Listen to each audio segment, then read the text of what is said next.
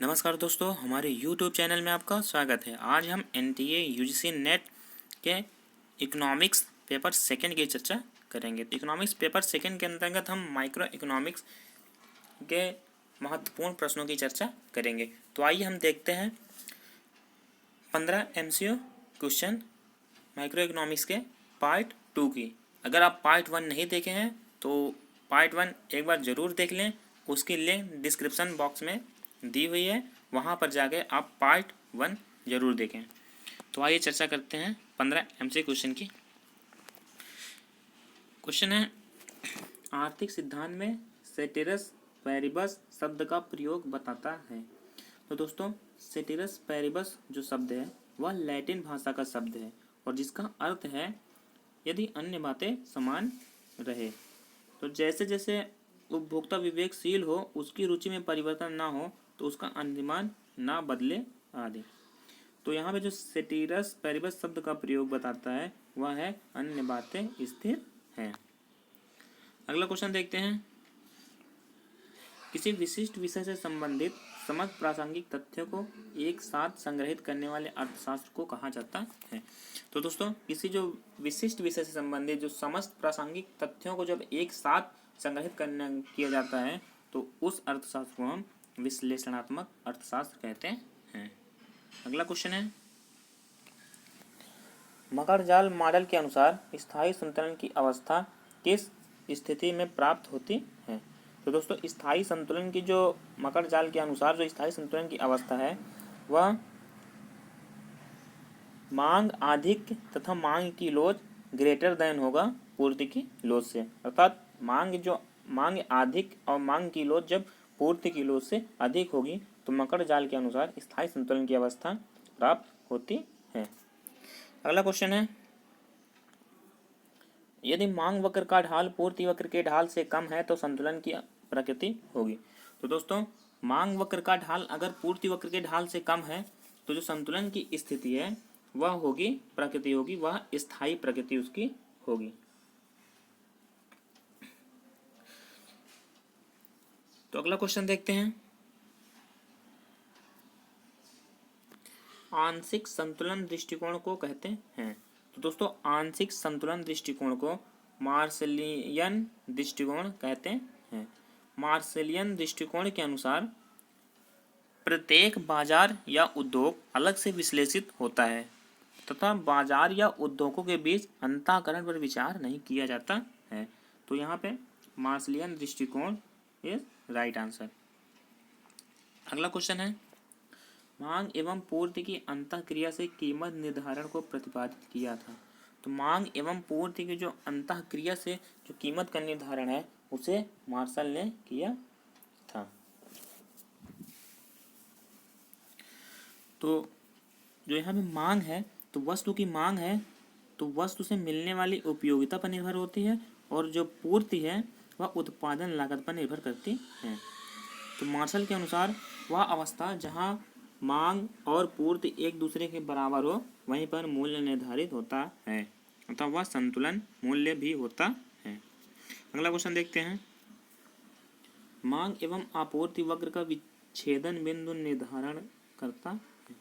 तो दोस्तों, मांग एवं आपूर्ति वक्र का जो विच्छेदन बिंदु है वह संतुलन कीमत मांग तथा आपूर्ति सभी का निर्धारण करता है।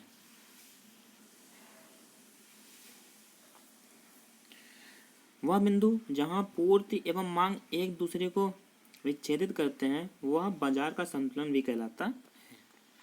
अगला क्वेश्चन देखते हैं, मुद्रा की मांग है। तो दोस्तों, जो मुद्रा की मांग है वह व्युत्पन्न मांग होती है। मुद्रा समेत सभी उत्पादक वस्तुओं की मांग अप्रत्यक्ष मांग भी होती है। अगला क्वेश्चन है, साधनों की मांग को व्युत्पन्न मांग कहा जाता है क्योंकि।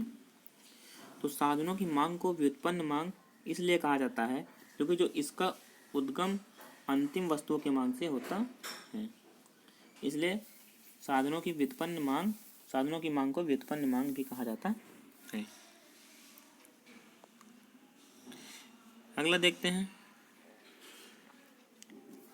किसी वस्तु की पूर्ति से बोध होता है। दोस्तों जो वस्तु की पूर्ति है उससे समय की प्रति इकाई पर मूल्य विशेष पर विक्रय हेतु प्रस्तुत वस्तु की मात्रा का बोध होता है। अगला क्वेश्चन देखते हैं।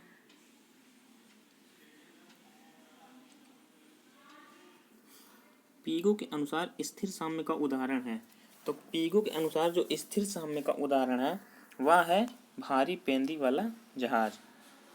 पीगो ने बताया था कि समुद्र की सतह पर एक भारी पेंदी वाला जहाज स्थिर साम्य में रहता है और यहाँ जो रखा हुआ अंडा है ये तटस्थ साम्य की स्थिति में होता है और ये जो एक सिर पर टिका हुआ अंडा है ये अस्थिर साम्य में होता है। तो जो पीगो के अनुसार स्थिर साम्य का उदाहरण है वह है भारी पेंदी वाला जहाज। अगला क्वेश्चन देखते हैं। साम्य से अभिप्राय। तो साम्य से अभिप्राय तो ऑप्शन नंबर ए है परिवर्तनहीनता की स्थिति से। ऑप्शन नंबर 2 है उस स्थिति से जब उपभोक्ता को अधिकतम उपयोगिता प्राप्त होती है। ये भी सही है, पहला भी सही है, दूसरा भी सही है। उस स्थिति से जब उत्पादन न्यूनतम लागत पर होता है, ये भी सही है। तो अर्थात जो साम्य से अभिप्राय है वो इन तीनों ऑप्शन का जो आंसर है वह सही है। तो यहाँ पे option number D is right answer, क्योंकि यहाँ पे जो तीनों हैं वो साम्य की स्थिति के तत्व हैं। अगला क्वेश्चन देखते हैं। सामान्य कीमत है। तो दोस्तों जो सामान्य कीमत होती है वह दीर्घकालीन कीमत होती है और यह स्थायी कीमत भी होती है। जो सामान्य कीमत है दीर्घकालिक के साथ साथ स्थायी कीमत भी होती है, जबकि जो बाजार है वह अल्पकालीन मूल्य होता है जो मांग एवं पूर्ति की शक्तियों द्वारा निर्धारित होता है। अगला क्वेश्चन देखते हैं। प्रथम बार किस अर्थशास्त्री ने व्यष्टि एवं समष्टि अर्थशास्त्र जैसे पदों का प्रयोग किया? तो दोस्तों व्यष्टि एवं समष्टि अर्थशास्त्र जैसे पदों का प्रयोग रैगनर रेस ने किया था।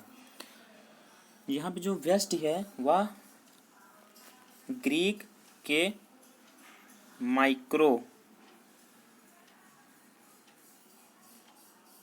माइक्रोस शब्द से इसकी व्युत्पन्न हुआ था जिसका अर्थ है छोटा।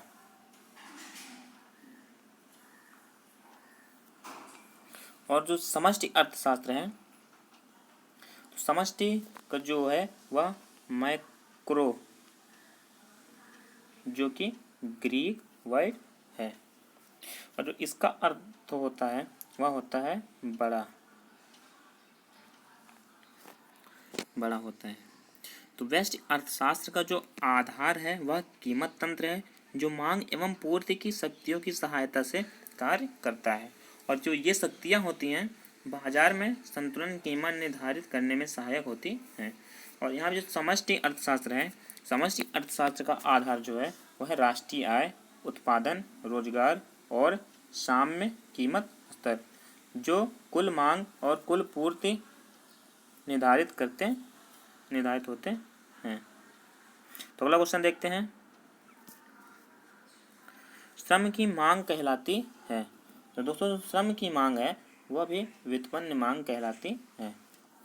उत्पादक वस्तु की जो संयुक्त मांग है वह व्युत्पन्न मांग कहा जाता है, क्योंकि साधन की मांग उस तैयार वस्तु से व्युत्पन्न मांग होती है जिसके उत्पादन में वह साधन सहायक हो।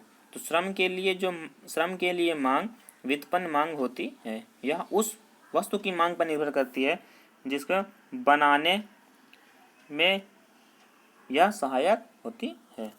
तो दोस्तों अगर हमारा वीडियो अच्छा लगा हो तो हमारे चैनल को लाइक, सब्सक्राइब और अपनी प्रतिक्रिया देना ना भूलें, अर्थात कमेंट जरूर करें।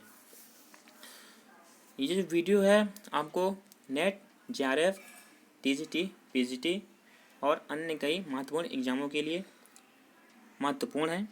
तो दोस्तों हमारे चैनल को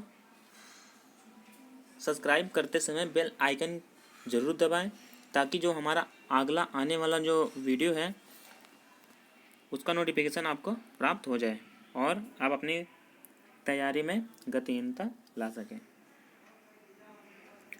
थैंक यू।